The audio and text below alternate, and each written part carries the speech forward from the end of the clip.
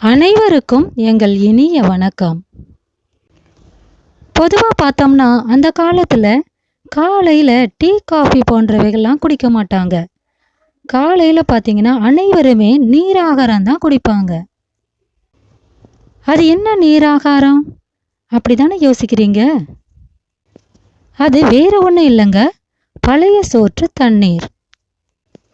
இப்போதும் கூட நம்ம தாத்தா பாட்டிகள் அனைவருமே நீராகாரம் குடிப்பதை தான் பார்த்திருப்பீங்க. சிலருக்கு நீராகாரம் என்றாலே என்னவென்று தெரியாது. அதனை காலையில் குடிப்பதால என்ன நன்மைகள் கிடைக்கும்னு தெரியாது. நீராகாரம் குடிப்பதனால உடலுக்கு என்னென்ன நன்மைகள் கிடைக்கும்னு வாங்க இந்த வீடியோவில் தெரிஞ்சுக்கலாம். நீராகாரத்தில் vitamin K, vitamin B, amino acids, புரதச்சத்துக்கள், ப்ரோபயாட்டிக், இனோசிட்டால் போன்ற அனைத்து சத்துக்களும் அடங்கியுள்ளது. அதனால் தினமும் இதை காலையில் குடிச்சிங்கன்னா உடலில் தேவையில்லாத நுண்ணுயிரிகளை அழிக்க இது உதவுகிறது.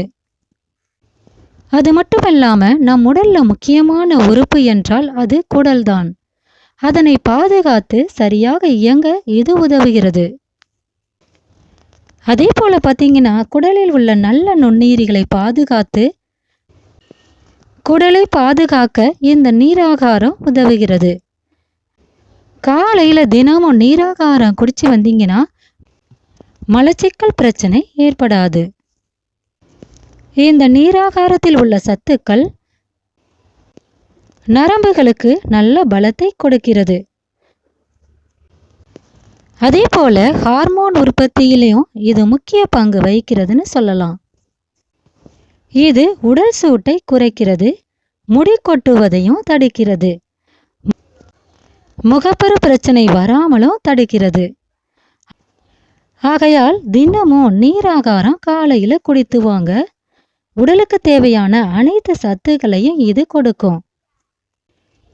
இன்று 60 வயது கடந்த பிறகும் திடகாத்திரமாக இருக்கும் கிராமத்து பெரியவர் யாரிடமாவது கேட்டு பாருங்க, உங்கள் ஆரோக்கியத்துக்கு காரணம் என்ன என்று.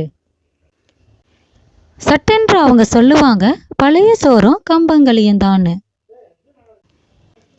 பழைய சாதம் நம் முன்னோர்களின் உடல் நலத்துக்கு பக்கபலமாக இருந்தது என்பது மறுக்க முடியாத உண்மை.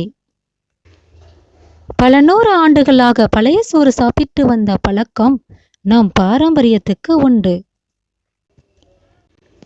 கிராமங்களில் பார்த்தீங்கன்னா இன்றும் கூட வெயிலில் வாடி வதங்கி வருபவர்கள் உரிமையோடு கேட்கும் பானம், கொஞ்சம் நீச்சத்தண்ணி இருந்தா கொடுத்தாயி என்பாங்க. இந்த நீராகாரத்தை தான் அவங்க நீச்சத்தண்ணின்னு சொல்லுவாங்க. இந்த நீராகாரம் உடல் உஷ்ணத்தை குறைத்து உடலுக்கு குளிர்ச்சி தருவதோடு உடலுக்கு தேவையான எனர்ஜியும் கொடுக்கும் அற்புத ஆகாரம் இது. ஆங்கிலேயர்கள் இந்தியாவுக்கு வந்த பிறகு அறிமுகமான காஃபி நீராகாரத்தை மெல்ல மெல்ல ஓரங்கட்டிவிட்டது. இந்த நீராகாரத்தை ஃப்ரிட்ஜில் வைத்து குளிரூட்ட வேண்டிய அவசியம் இல்லை. அடுக்கலையில் ஒரு ஓரமாக பாத்திரத்தில் வைத்து மூடி வைத்தாலே போதும். காலையில் குளிர குளிர பழைய சோறு தயார். இதை மண் பாத்திரத்தில் வைத்திருப்பது இன்னும் கூடுதல் சிறப்பை தரும். தமிழகத்தில் மட்டும் அல்ல, கேரளாவிலும் பாரம்பரியமிக்க உணவு இது. இதற்கு தொட்டுக்கொள்ள ஒரு வெங்காயம், பச்சை மிளகாய் அல்லது ஊறுகாய் வைத்து குடிச்சு பாருங்க, தேவாமிர்தமாக இருக்கும். இதில் அதிக அளவில் புரதச்சத்து, இரும்புச்சத்து, பொட்டாசியமும் அடங்கியுள்ளது. அதே நேரத்தில் எல்லா உணவுக்கும் ஒரு கால அளவு உண்டு இல்லையா? அது பழைய சோற்றுக்கும் பொருந்தும். நீரூற்றிய 15 மணி நேரத்திற்குள் சாப்பிட்டு விடுவதுதான் இது ஆரோக்கியம் என்கிறார்கள் ஆராய்ச்சியாளர்கள். இது எல்லோருமே சாப்பிடலாம். சர்க்கரை நோயாளிகள் மட்டும் மருத்துவரின் ஆலோசனையை கேட்டு அளவோடு சாப்பிடுங்க. இவ்வளவு உடலுக்கு நன்மை தரும், ஆரோக்கியம் கொடுக்கும் இந்த அமிர்தபானம் இருக்க இனி காஃபி டீ எதற்கு காலையில்?